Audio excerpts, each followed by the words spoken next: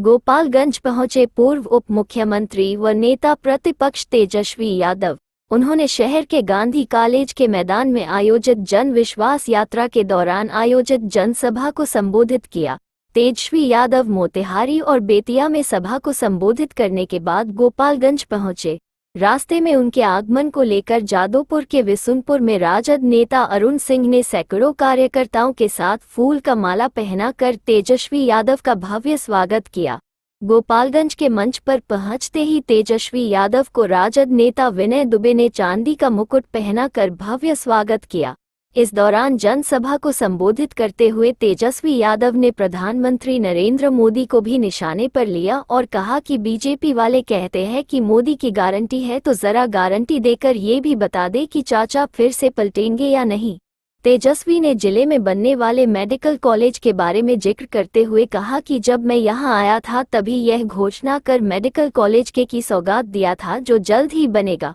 साथ ही उन्होंने स्थानीय मुद्दे को लेकर भी बीजेपी और नीतीश कुमार को घेरा और कहा कि 17 महीने में 5 लाख नौकरी की बहाली किया, जो कहीं भी किसी राज्य में नहीं हुआ।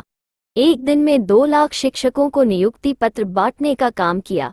स्वास्थ्य विभाग में 1,30,000 का बहाली के लिए दस्तखत कर दिया है, लेकिन मुख्यमंत्री रोक के रखा है। उन्होंने नीतीश कुमार पर कटाक्ष करते हुए कहा कि जब नौकरी देने लगे तो चाचा कहने लगे कि हम दिए हैं। उन्होंने जनता से कहा कि आप हमारे अभिभावक हैं, बुजुर्ग हो गए हैं, हम सम्मान करते हैं, सम्मान करते रहेंगे, लेकिन ये बात तय हो गया है कि नीतीश कुमार जी से अब बिहार चलने वाला नहीं है।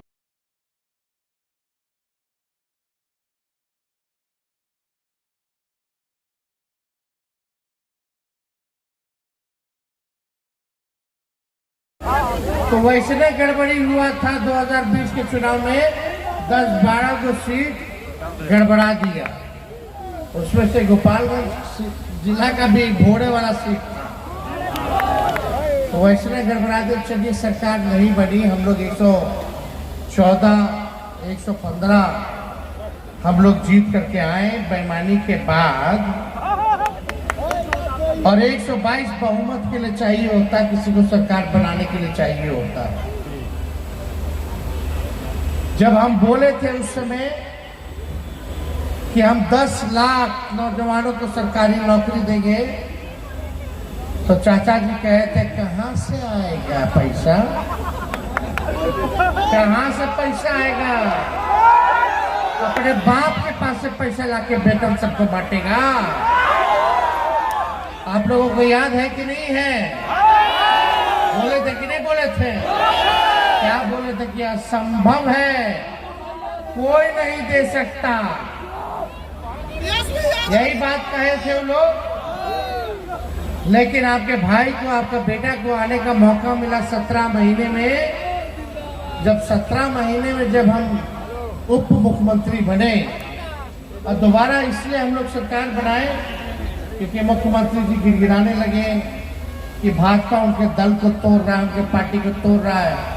लालू जी के सामने, हमारी माँ के सामने माफी मांगते रहे कि भाजपा वाला हमारा पार्टी तोड़ता।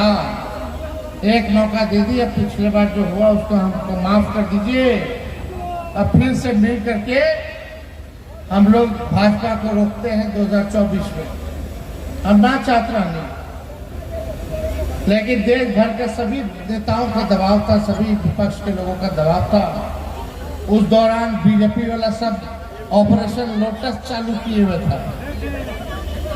मुकेश सहनी का पार्टी तोड़ दिया था, झारखंड में ऑपरेशन कर रहा था, मध्य प्रदेश में ऑपरेशन कर रहा था कांग्रेस वाले लोग का, महाराष्ट्र में ऑपरेशन कर पे बिशुनपुर ढाला पे आज 15 साल से, लगभग 15 साल हुआ, जो कि विस्थापित, बाढ़ विस्थापित लोग यहाँ पे बांध पे घर बनाए हुए हैं, और बराबर प्रशासन की तरफ से टॉर्चर किया जाता है इन लोगों के घर हटाने के लिए।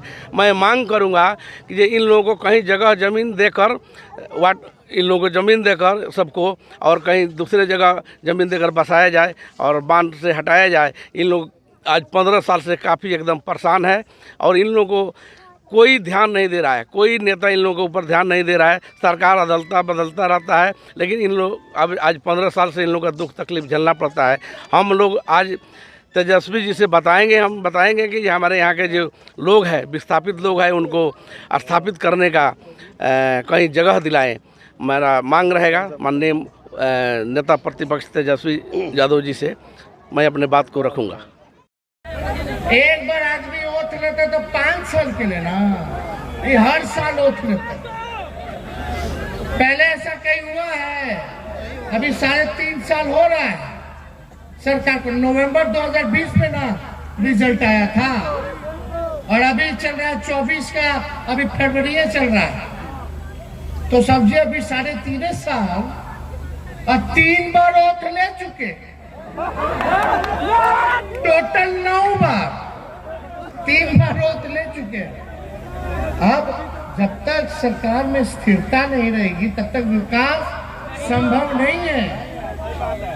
और आप कहते हैं मुख्यमंत्री जी की उनका एजेंडा था नौकरी देने का, तो मेरा 2 सवाल है, आप ईमानदारी से आप लोग इसका जवाब दीजिएगा। सबसे पहली बार आप लोगों ने किसके मुंह से सुना था 10 लाख सरकारी नौकरी देने का? मेरे मुंह से सुने थे ना। और अगर आपको नौकरी देना था तो 17 साल भाजपा और आप लोग रहे, आप तब क्यों नहीं दिए? आप तभी क्यों दिए जब हम 17 महीना सरकार में थे? तो ये श्रेय लेने का बात नहीं, सब लोग जानते हैं कि काम कौन किया है। तो इसलिए हम लोग सब लोग आप लोगों के बीच आए, हम किसी को गड़ियाने नहीं आए, ना हमको गुस्सा है किसी बात का। हम बस यही चाहते हैं कि जो काम करेगा आप लोग उसका साथ देने का काम कीजिए, मजबूती के साथ खड़ा होने का काम कीजिए, सभी लोगों को जोड़ने का काम कीजिए।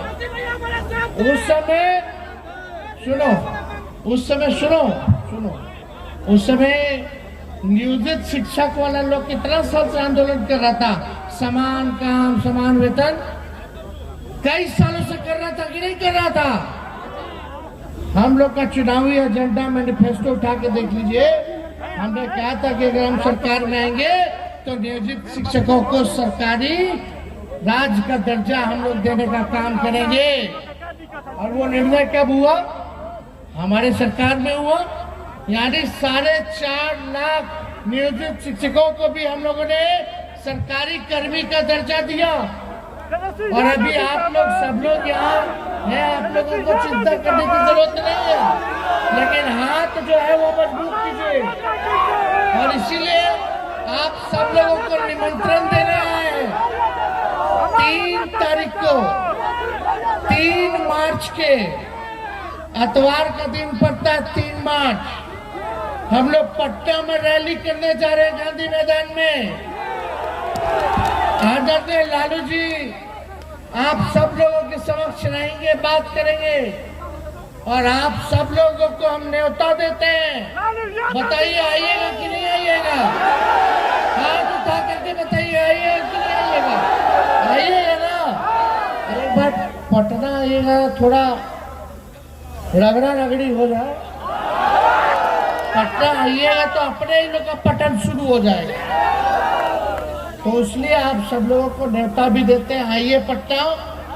और ये भी बोलेंगे कि भाई जितने हम लोग हमारे समाज के लोग हैं, सब लोग हैं, गरीबों को सीने से लगाइए। चाहे अति पिछड़ा समाज के भाई हो, चाहे दलित समाज के भाई हो, चाहे अल्पसंख्यक भाई हो, सभी लोगों को जोड़ने का काम कीजिए। चाहे अगड़े भाई हो या पिछड़े भाई हो, सब लोगों को दोस्ती कीजिए। और आप बताइए एक व्यक्ति 5-5 लोगों को, अलग अलग समाज के लोगों को जोड़ने का काम करेगा कि नहीं करेगा? करिएगा ना? उनका मान सम्मान दीजिएगा ना? तो साथ लेके चले की पड़ी। तो इसलिए आप लोगों के बीच आए हैं। मोतिहारी में आज शुरू हुआ, बेतिया से फिर कार्यक्रम करके यहाँ आ रहे हैं। आज कल रात भर बारिश पड़ा मोतिहारी में, सुबह 8 से 9 बजे तक बारिश पड़ा, वरना कार्यक्रम वहाँ 10 बजे का था, वहाँ शुरू हुआ 1 बजे। तभी आने में हो गया हमको देरी, नहीं तो हम लोग समय से आते हैं। और रहुआ लोग तो तुम लोग अपन घर के ना बढ़ो, हाँ? सब लोग एकदम गोलबंद रहिए और आरा रहे फरमासी ये बेरोजगार सभी बात को हम लोग देखेंगे, चिंता आप लोग मत कीजिए। तो सभी लोगों को गोलबंद होने की जरूरत बा। और ये बीजेपी के लोग कहते हैं कि मोदी जी का गारंटी सबसे पक्का वाला गारंटी है, सबसे मजबूत गारंटी है। विधानसभा में हम पूछे भाजपा के लोगों से, विधानसभा में जब भाषण दे रहे थे तो हम पूछे, ए मोदी जी के गारंटी वालों, जरा गारंटी कोई दे सकता है कि फिर से चाचा पलटेंगे कि नहीं पलटेंगे? तो सब भाजपा वाला के मुंह लटा दिया। उसका एक और दूधू का डिप्टी सीएम है और दोनों एक दूसरे का मुट्ठू कुट्टू कुर्ता करा, कोई गारंटी लेने को तैयार नहीं किया। तो इसलिए जब कोई गारंटी नहीं लेगा तो आप लोग कहला गारंटी उठा लीजिएगा। अब एकदम नया बिहार बनाना है, नए लोगों को आप लोगों को चुनने का काम करना है। तो इसलिए आप सब लोगों को हम धन्यवाद देते हैं और इतने देर तक आप लोग इंतजार किए हमारे आने का।